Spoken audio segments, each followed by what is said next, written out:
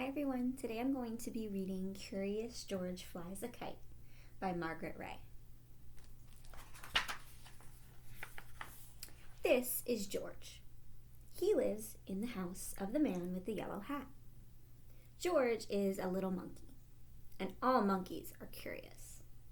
But no monkey is as curious as George. That is why his name is Curious George. "I have to go out now," said the man with the yellow hat. "Be a good little monkey till I come back. Have fun and play with your new ball, but do not be too curious." And the man went out.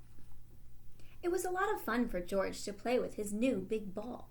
The ball went up and George went up, and the ball went down and George went down.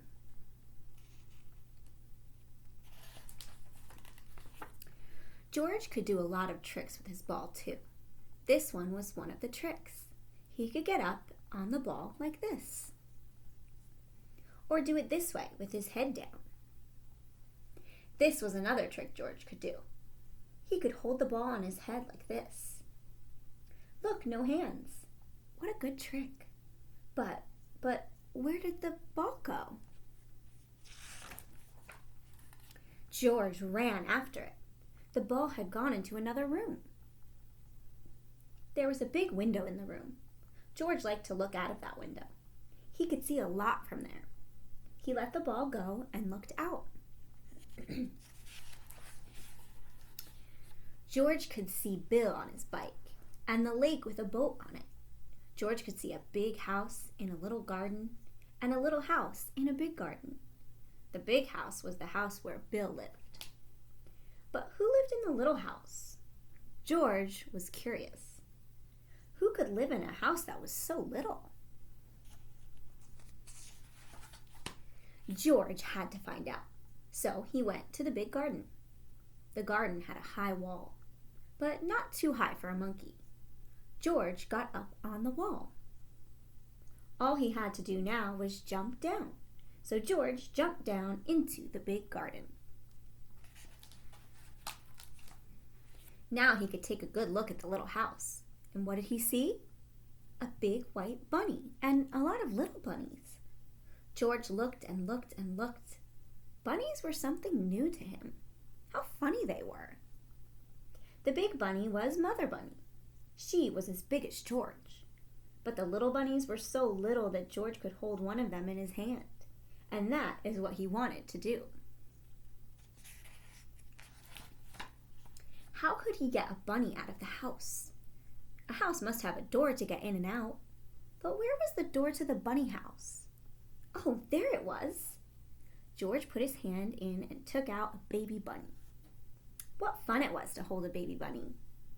And the bunny did not mind. It sat in his hand, one ear up and one ear down, and looked at George. And George looked back at it. Now he and the bunny could play in the garden. They could play a game. They could play Get the Bunny.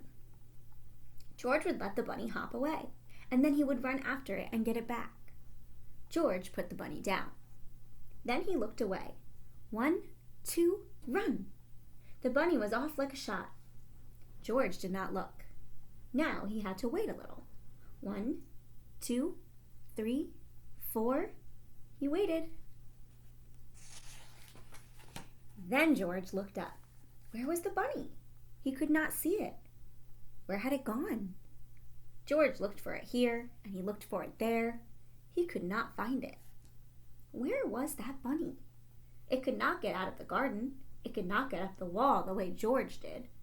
It could not fly away. It had to be here, but it was not. The bunny was gone, and all the fun was gone too. Where do you think the bunny is? George sat down. He had been a bad little monkey. Why was he so curious?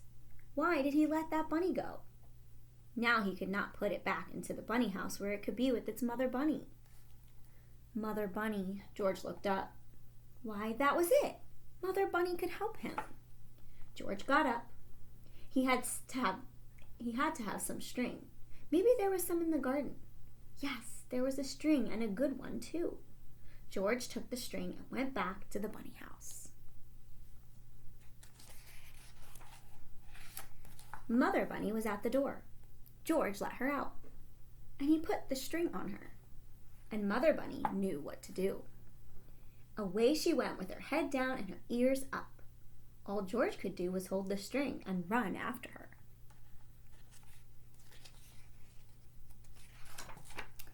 And then Mother Bunny sat down. She saw something, and George saw it too. Something white that looked like a tail, like the tail of a baby bunny. And that is what it was. But where was the rest of the bunny? It was down in a hole. A bunny likes to dig a hole and then go down and live in it. But this bunny was too little to live in a hole. It should live in a bunny house. So George got hold of the little white tail and pulled the baby bunny out. Then they all ran back to the bunny house. George did not have to put a string on the baby bunny. It ran after its mother all the way home. George took the string off Mother Bunny and helped them back into the house. Then Mother Bunny and all the little ones lay down to sleep. George looked at them. It was good to see the baby bunny back where it should be. And now George would go back to where he should be. When he came to the wall, he could see something funny in the back of it. George got up on the wall to find out what it was.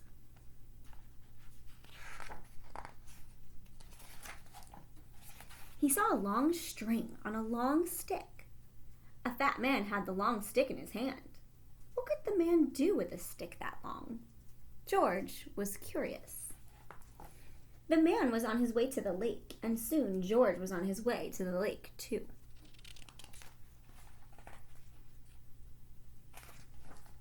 The man took a hook out of his box, put it on a string, and then put something on the hook. Then the man let the string down into the water and waited. Now George knew the string on the stick was to fish with.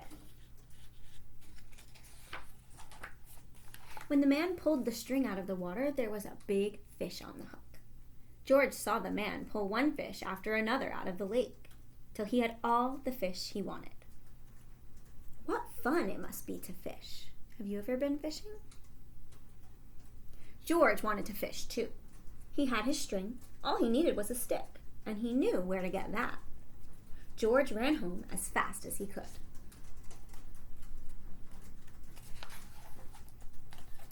In the kitchen, he took the mop off the kitchen wall. The mop would make a good stick. Now George had the string and the stick. He was all set to fish. Or was he? Not yet. George had to have a hook, and on the hook something that fish liked to eat. Fish would like cake, and George knew where to find some. But where could he get a hook? Why, there was a hook for the mop on the kitchen wall. It would have to come out. With the hook on the string and the string on the stick and the cake in the box in his hand, George went back to the lake. George sat down, put some cake on the hook, and let the line down into the water. Now he had to wait. Just as the man had waited, George was curious.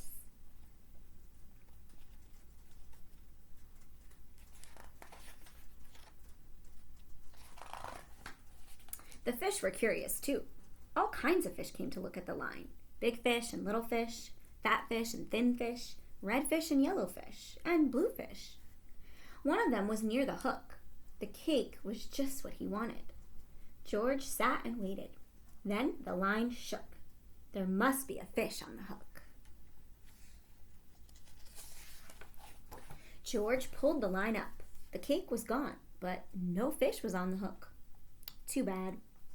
George put more cake on the hook. Maybe this time he could get a fish. But no. The fish just took the cake off the hook and went away. Well, if George could not get the fish would not get the cake. George would eat it. He liked cake too. He would find another way to get a fish. George looked into the water. That big red one there with the long tail. It was so near, maybe he could get it with his hands. George got down as low as he could, and he put out his hand. Splash! Into the lake he went. The water was cold and wet, and George was cold and wet too. This was no fun at all. But when he came out of the water, Bill was there with his kite. "My, you are wet," Bill said. "I saw you fall in, so I came to help you get out. Too bad you did not get a fish. But it is good the fish did not get you." "Now I can show you how high my kite can fly," Bill went on. Bill put his bike up near a tree, and then they ran off. There was a lot of wind that day, and that was just what they needed. The wind took the kite up fast. George was too little to hold it in this wind. A kite that big could fly away with him. So Bill had to hold it. George saw the kite go up and up and up. What fun it was to fly a kite.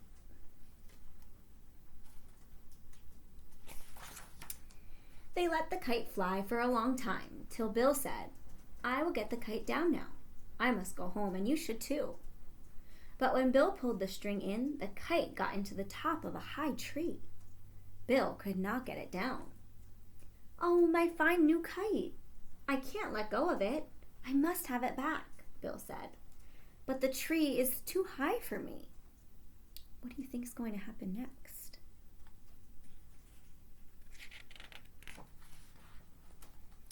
But no tree was too high for George. He went up to the top in no time. Then, little by little, he got the string out of the tree. Down he came with the kite and gave it back to Bill. "Thank you, George. Thanks a lot," Bill said. "I'm so happy to have the kite back. Now you may have a ride home on my bike. I will run back to the lake and get it. You wait here for me with the kite, but do not let it fly away." George looked at the kite. Then he took the string in his hand. He knew he could not fly the kite in this wind, but maybe he could let it go up for just a little bit. George was curious. He let the string go a little, and then a little more, and then a little more, and then a little more.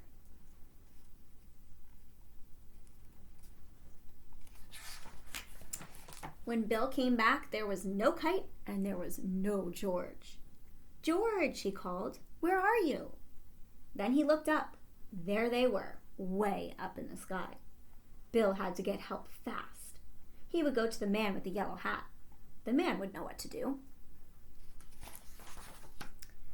"George is not here," said the man with the yellow hat when Bill came. "Have you seen him?" "George and my kite are up in the sky near the lake," Bill shouted. "I came to—" But the man did not wait to hear any more. He ran to his car and jumped in. "I will get him back," he said. "I must get George back."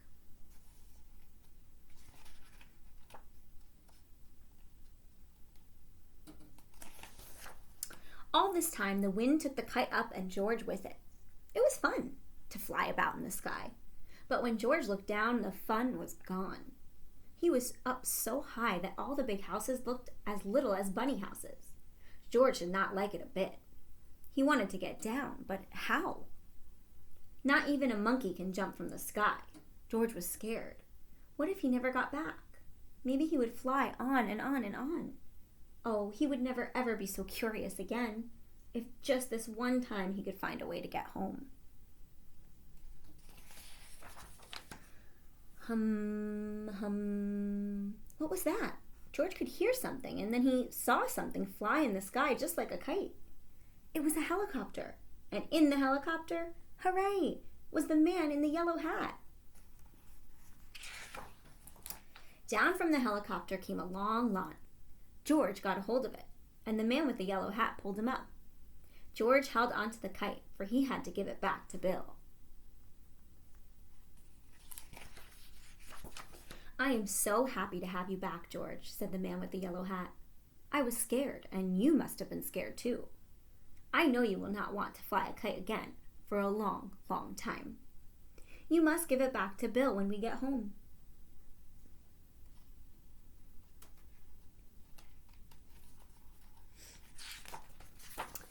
"Hooray!" Bill shouted when George came to give him the kite. "George is back, and my kite is back too." And then Bill took George by the hand and went with him into the garden. And from the little garden into the big garden, where the bunny house was. "Here is one of my baby bunnies," Bill said. "Take it. It's just for you." A baby bunny for George? George took it in his hands and held it way up. It was his bunny now. He could take it home with him. And that is what he did. The end. If you could take home any baby animal, what kind of baby animal would it be? Why don't you talk about it with someone at home and draw a picture of that baby animal? Thanks for listening.